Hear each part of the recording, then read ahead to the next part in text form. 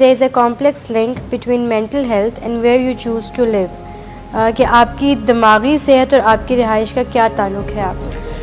अच्छा मिस ज़ैनब, हमारी दिमागी सेहत का आप ये अंदाज़ा कीजिए कि अगर कोई बिल्कुल तन्हा रहने लगे, कुछ लोगों को, जैसे मैंने अभी पहली खबर में बताया कि कुछ लोगों को अकेलेपन का बहुत खौफ होता है, वो अकेले जी नहीं सकते, उनकी सिट्टी गुम हो जाती है। बिल्कुल। हमें अकेले जीना भी आना चाहिए, अपने साथ कंफर्टेबल होना चाहिए। बच्चा अकेला है और आप डर रहे हैं कि इसको जाने क्या हो जाएगा, कुछ देर नेचर में, कुछ देर अकेला उनको रहने दें, क्योंकि जो माँ होती है और जो केयर टेकर्स होते हैं उनकी एंग्जाइटी जो है बच्चों में ट्रांसफ़र हो जाती है। बिल्लियाँ और बच्चे ये रीड कर लेते हैं, जानवर और बच्चे रीड कर लेते हैं कि हमारा केयर टेकर, हमारा जो करीब है, वो इस वक्त स्ट्रेस की हालत में है या नहीं है, क्या फील कर रहे हैं। एग्जैक्टली। और वही स्ट्रेस और टेंशन उनके अंदर ट्रांसफ़र हो जाता है। तो अगर माँ या केयर टेकर, बच्चा जो है वो थोड़ा सा इधर उधर हो गया, अकेला है, मैं ये नहीं कहता उसको यकसर इग्नोर करके मोबाइल पकड़ा के भूल जाए, मैं ये नहीं कह रहा, मगर आप उनको थोड़ा टाइम दें कि वो अपने साथ कंफर्टेबल हो जाए। 1 नंबर 2, जहाँ पे बहुत ज़्यादा रश होता है, जहाँ पे बहुत सारे लोग होते हैं, अगर एक घर है जिसकी अंदर एक बेडरूम है, उसमें दादा भी रह रहा है, दादी भी रह रही है, नाना भी रह रहा है, नानी भी रह रही है, अब्बा भी रह रहे हैं, अम्मा भी रह रही हैं, बच्चे भी 6-7 हैं, एक ही कमरे में, तो यहाँ पे एक अजीब जो है ना हलीम पक जाएगी। और हलीम भी ऐसी जिसको आप तड़का लगाएंगे तो वो भिगार जो है ना वो आपके सर को चढ़ जाएगा।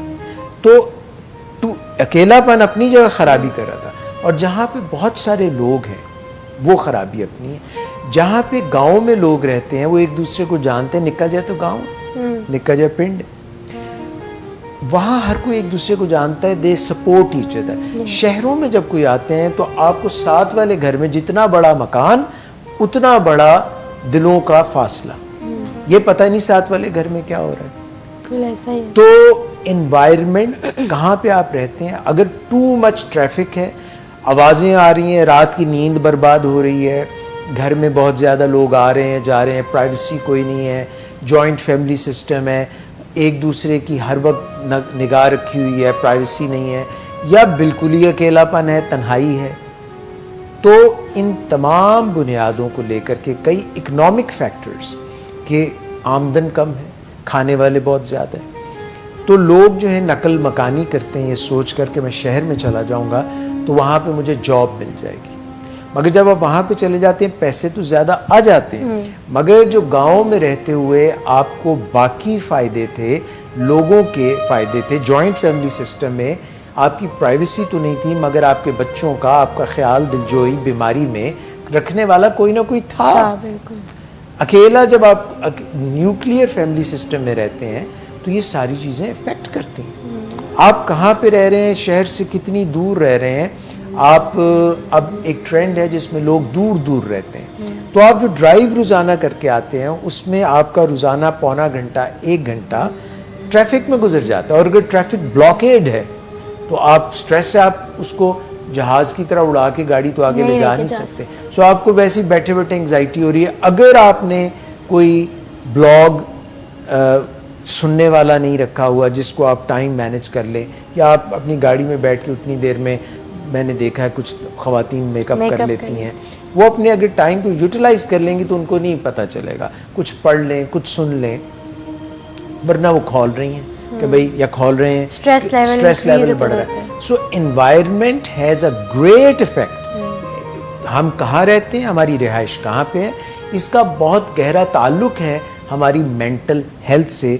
और ये जो है कि दिमागी सेहत पर इसके असरात क्या मुरतब होते हैं, ये बिल्कुल दुरुस्त बात है। हमारे जीन्स, हमारा डीएनए, हम अपने माँ बाप से विरासत में क्या लेते हैं, ये अपनी जगह दुरुस्त है, मगर ये जीन्स हमें किस तरह से इफेक्ट करेंगे। डायबिटीज़ होगी, मेंटल डिसऑर्डर होगा, स्किज़ोफ्रेनिया होगा, बाइपोलर डिजीज़ होगी, एडिक्शन होगा, सब्सटेंस अब्यूज़ होगा, गेंठिया होगा, यूरिक एसिड होगा, रूमेटॉइड होगा, दिल की बीमारी होगी, अल्जाइमर होगा। इसका ताल्लुक ये नहीं है कि आपके जीन्स में तो हो के ही रहेगा, नहीं।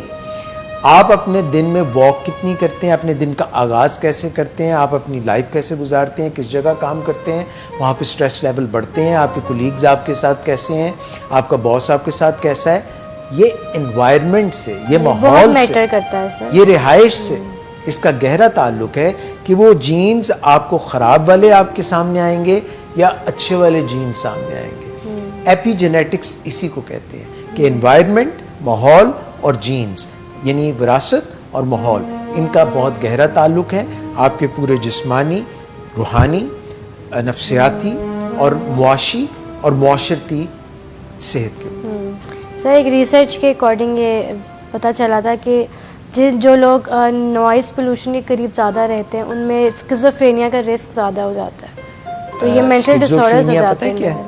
नेगेटिव सोच है। हाँ जी, नेगेटिव सोच आपको आती है और आप उसको झटक नहीं सकते। ओसीडी क्या है? एक सोच के लूप में आप फंस गए और आप उसको झटक नहीं सकते।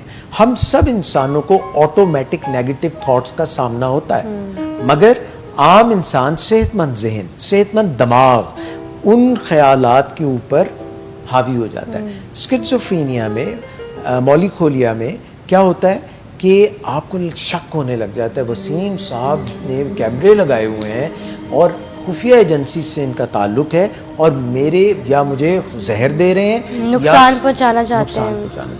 मुझे आवाज़ें आने लग जाती हैं वो जो कि हकीकत में है ही नहीं। ये सब किस तरह है? दिमाग के अंदर एक अंदर नॉइज़ चल रही है और मैं उस नॉइज़ के ऊपर हावी नहीं हो सकता।